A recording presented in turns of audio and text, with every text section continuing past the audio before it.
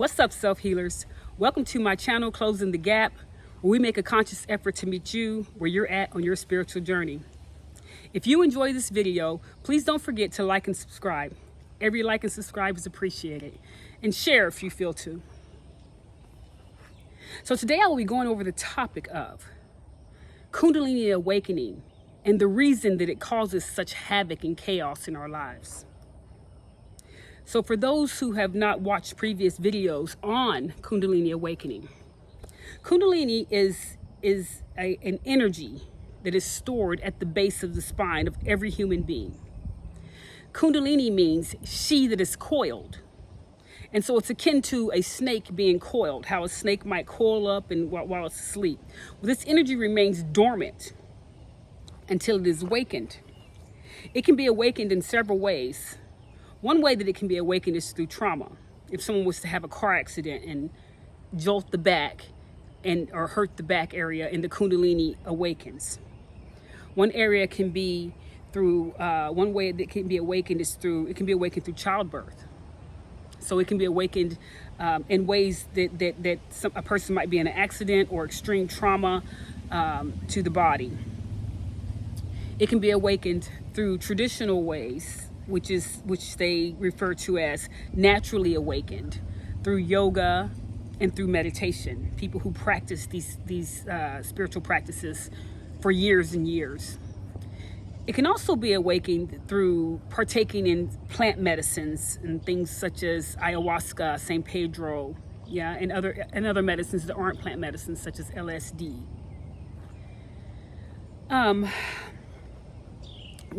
However it's awakened, it doesn't matter, because it's awakened for a reason. And so it's awakened, I personally believe it's awakened through spirit. So once this energy is awakened, this coiled energy that lies dormant at the base of the spine begins to rise up through the 7 chakra energy system. Now, the 7 chakra energy system is where we hold our traumas. Yes, we hold the energy of our traumas, our past traumas. Traumas you may have forgotten. So in the book, The Body Keeps Score, it references to that the body never forgets trauma. We may forget it mentally, but the body never forgets trauma. And I'll drop the link to that book in the descriptions. So we walk around with this trauma.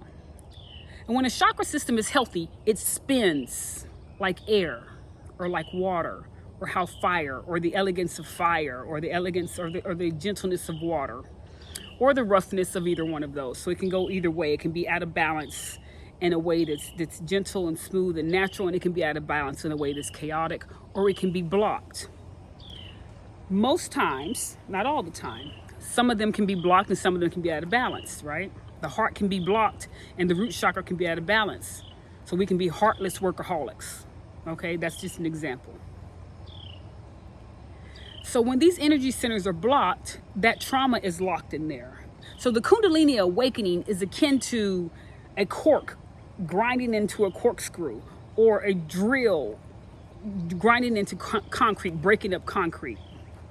And so when the Kundalini starts trying to arise in the energy centers, things can get really chaotic, because it starts bringing up things that we may have forgotten about. It starts bringing up things that we may not even know existed within us. And it's not just from this lifetime. It could be from lifetimes before. As if you believe in previous lives. It can be from generations before. We carry the trauma of our grandmothers and our grandfathers and our great-grandmothers. So for example, like here in America, the indigenous person, which is referred to as the African American, they have experienced trauma in this lifetime. We get microaggressions on a daily basis, that we just kind of get so used to that we don't even pay attention to. However, let's just go with the whole thing about slavery, right? And so some of us were captive of slaves, other tribes were not. So that's just, so it's not actually that relevant, but I'm going to use that example. So if someone went through slavery, but the next generation didn't, we still carry the trauma, the cellular memory of that trauma. Yeah. And so basically what I'm trying to say is we carry generational trauma within us. And so when we start going through Kundalini, we're not only clearing our trauma in this lifetime, we're clearing trauma from past generations. So it's a huge responsibility, and one that you should take honorably. Yeah, because although it's not fun, it is an honor for Kundalini to choose you to come up through your energy centers and heal you on the deepest cellular level. But it's hard work. So it starts removing those things, the child abuse and repressed anger, repressed sexuality. It starts removing the ability, the capacity for you, or it starts revealing what you have a capacity to be, you know, and a lot of times that's in the shadowy areas. Yeah. And so it's a lot of the times it's the stuff we don't know about ourselves, what we are capable of doing. It's really our dark side coming up. Kundalini's coming through and it's healing us as it goes along. But we have to do our part along the journey. So things like panic will come up, anxiety, fear, and you really won't know where it's coming from. But it's almost like there's this foreign being in your body. It feels invasive. It's like, wait a minute, I didn't ask for this. I didn't invite you here, you know? And so we get angry, and there's anxiety and fear and confusion. The reason there's anxiety and fear and confusion is because this unknown energy that's awakening in us, we're not familiar with it. And the energy is so intense. It's almost like sticking your finger in a light socket. It's like the energy is so intense within the body. The frequency is so high and so intense that it's difficult for us to get a grasp on it. And the thing about it is, the quicker we realize that we cannot control Kundalini, we can't. She is going to do the work with or without you. Yeah?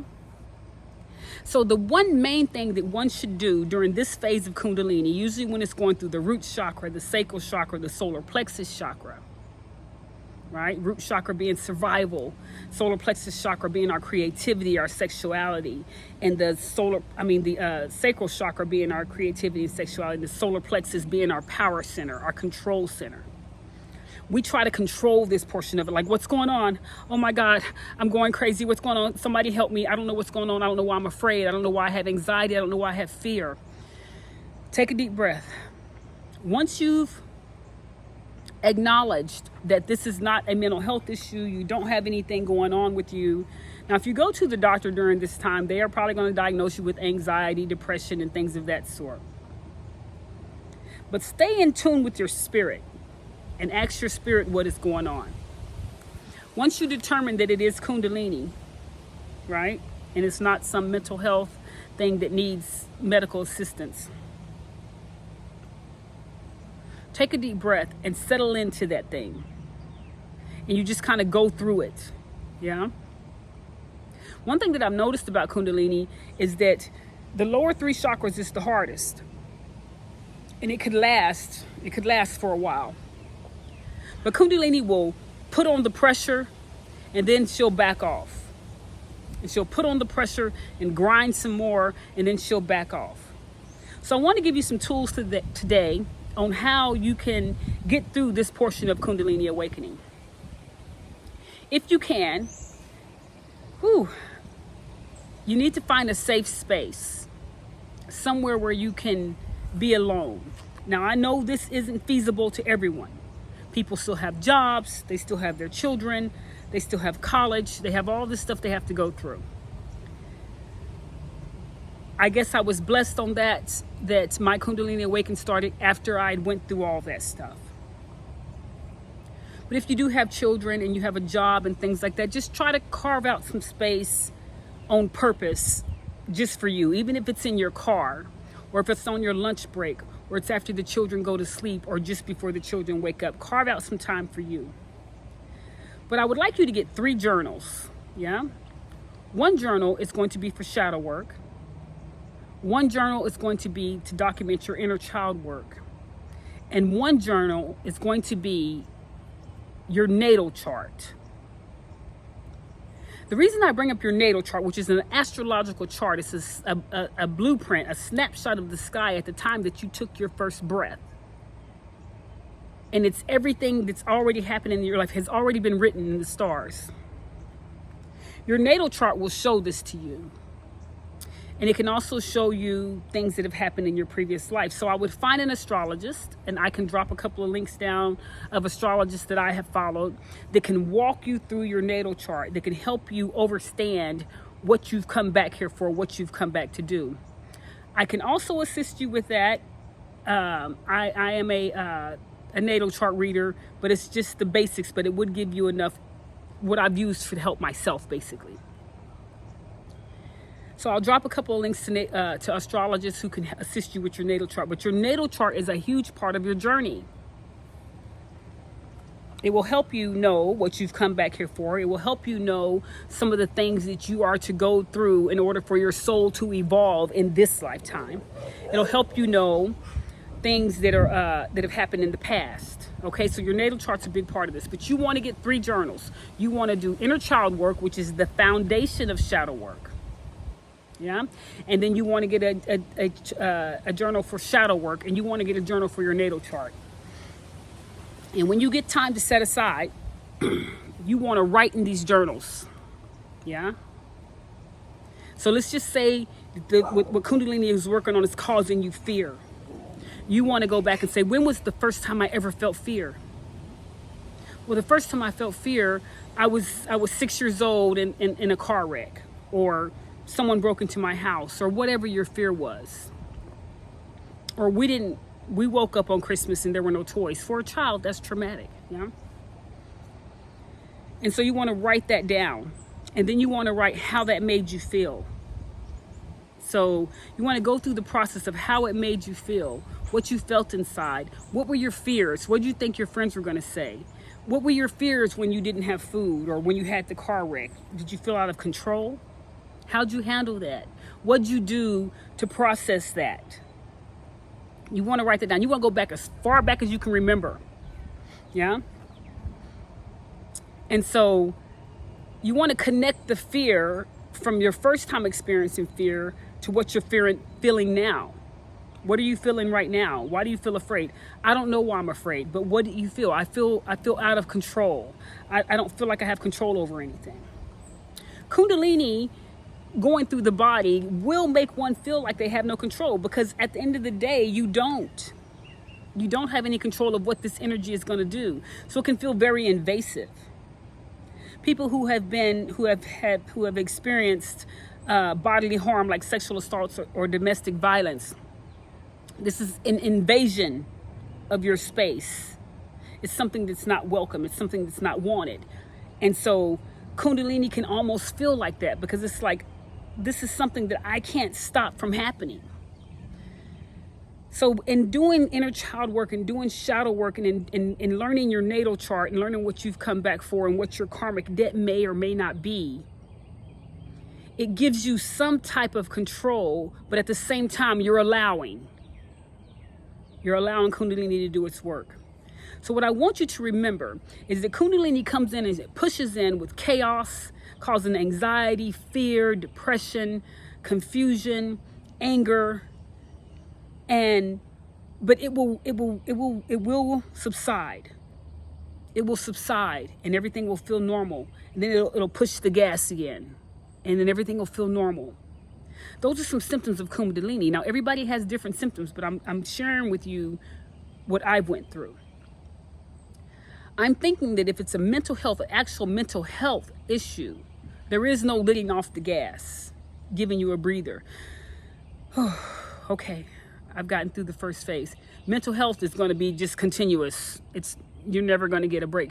Kundalini will put you through some chaos and some disorder, shaking things up, breaking up that energy, bringing things to the surface, and then it'll back off.